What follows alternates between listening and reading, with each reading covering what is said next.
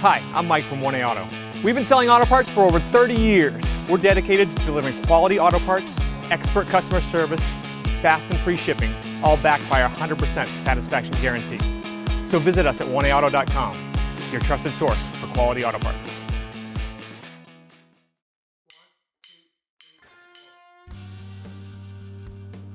Before you jack up the vehicle, you want to crack all of these lug nuts loose because that way the wheel won't spin when you're trying to turn the lug nuts. You can use a 22mm socket to do this, or if you want to use the lug nut wrench that comes with the car and the spare tire kit, you can use that as well. The first step to do the hub on this is to remove the center cap of the wheel, as strange as it sounds. I'll show you why in just a moment. Once you have the center cap out, you'll notice that there's a very large nut in here. It's a 35mm nut, and we're going to loosen that nut. With the wheel on the ground, it'll make it a little bit easier to loosen the nut on the center of the hub. So we'll put our 35mm socket on there, and we'll use a nice long breaker bar, and hopefully we can crack it loose.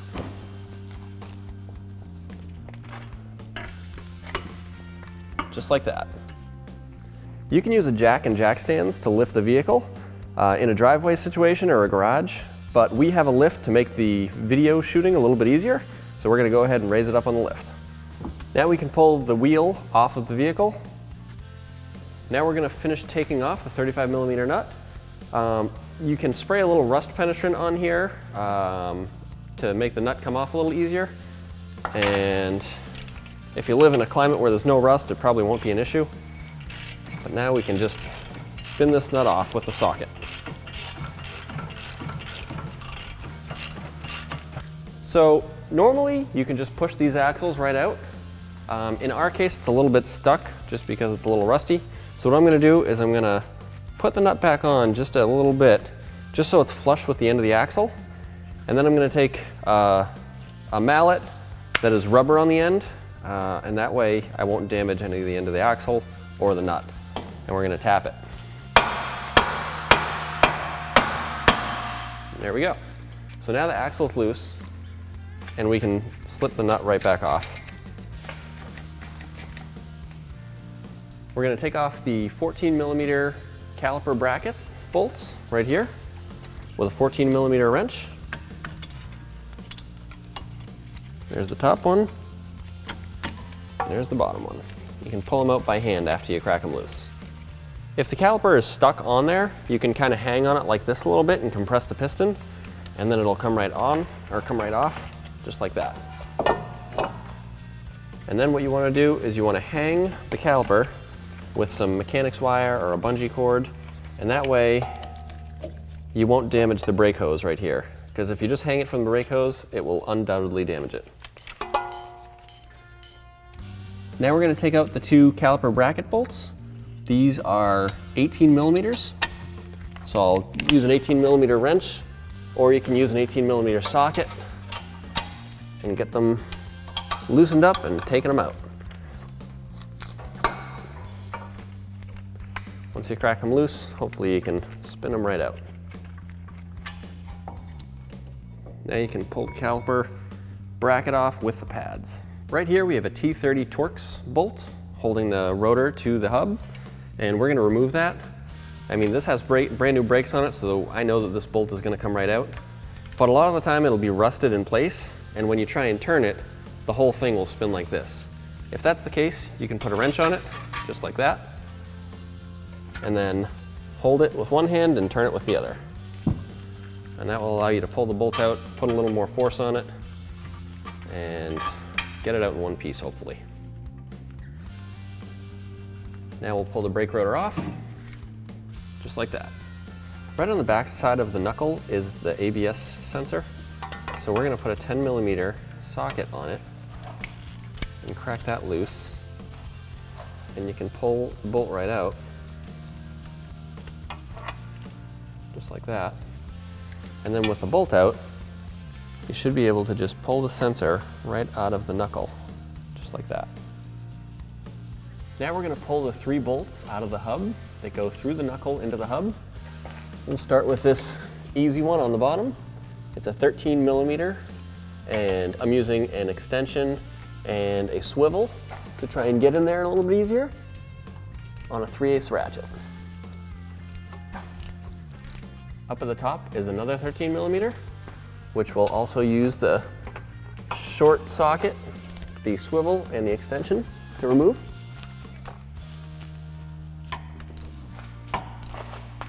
Now we'll do the rearmost bolts, and it looks like the extension's probably not the right tool for this. So we're just going to skip the extension and use the swivel and the 13mm.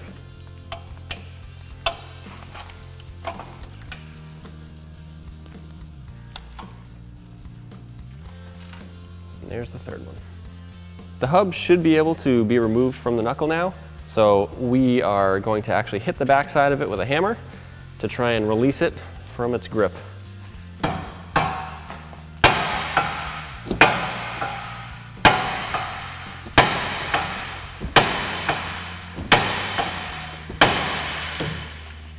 It is coming loose, so I'll tap it from the other side. Try and wiggle it out.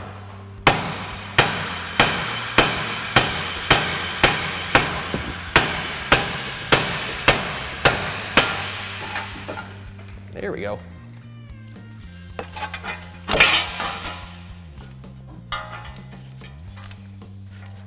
And there we are.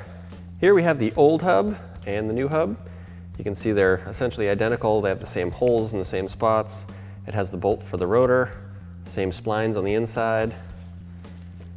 The bolts on the backside are also the same. So it's going to mount up and fit properly. It's basically exactly the same in every way, and it is going to look and fit and function just like the original one. Right here, you'll see some corrosion, and before we put the new hub in place, we want to get rid of this corrosion that's in here. So what we're going to do is spray it down with some brake clean, like so, and then we're going to scrub it with a wire brush. Try and get all the corrosion out of there.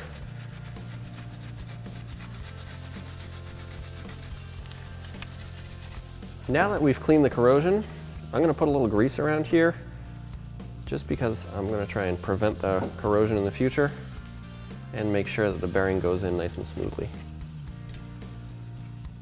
It's also not a bad idea to put some grease on these splines, and that way the splines will go in easily as well.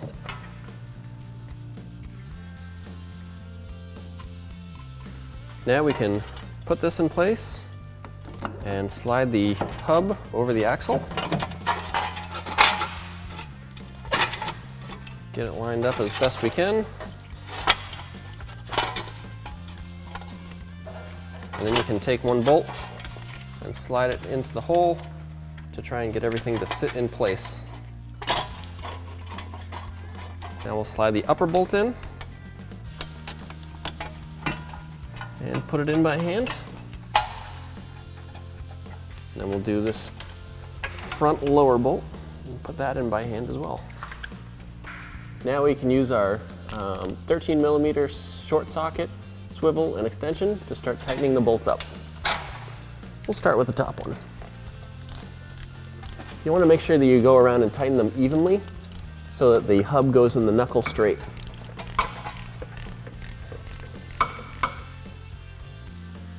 Now we're going to tighten up the 3 hub bolts to 74 foot-pounds with the torque wrench.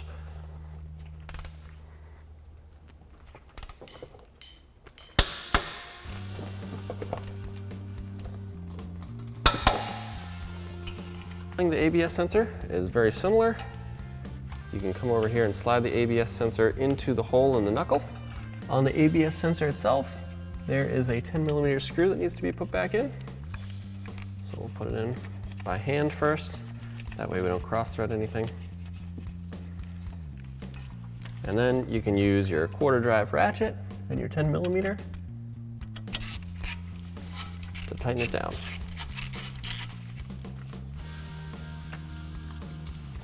And there we are. We can now take the axle nut and thread it on by hand using a 35mm socket and a 1/2-inch drive ratchet. We'll tighten it up as much as we can with it off the ground.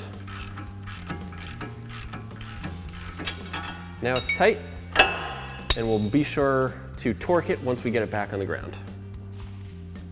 Now we're going to reinstall the rotor, being sure to line up this bolt hole with this hole in the rotor.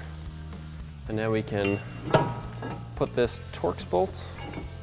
This is the T30 Torx. We'll thread it in by hand first, then we'll go back and we'll tighten it down with a ratchet and a T30 Torx bit. Now we can put the caliper bracket on with the brake pads, and we'll take the 2 bolts, slide them right through the knuckle,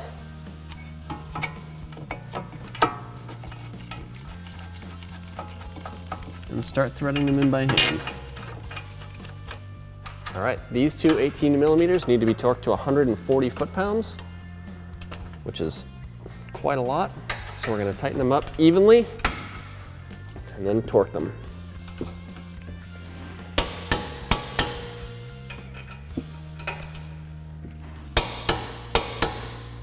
Now we're going to remove the caliper and the bungee cord.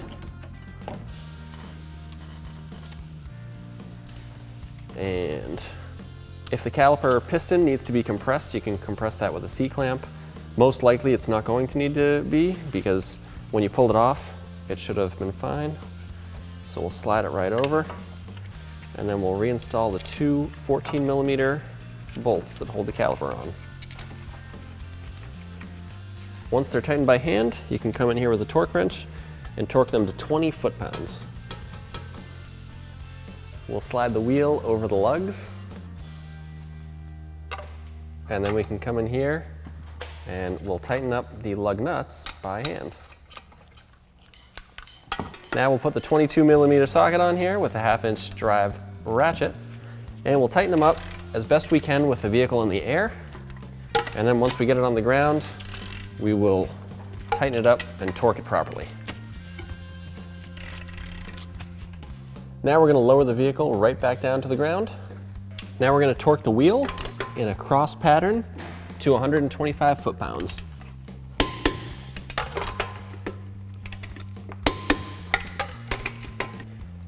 We're now going to torque the axle nut to 151 foot-pounds, and it's really important to torque this properly and not just use like an air gun or something like that, because this actually does put pressure on the bearing, and if you torque it to the wrong spec, it may damage the bearing prematurely. So we're going to go ahead and torque to 151 foot-pounds.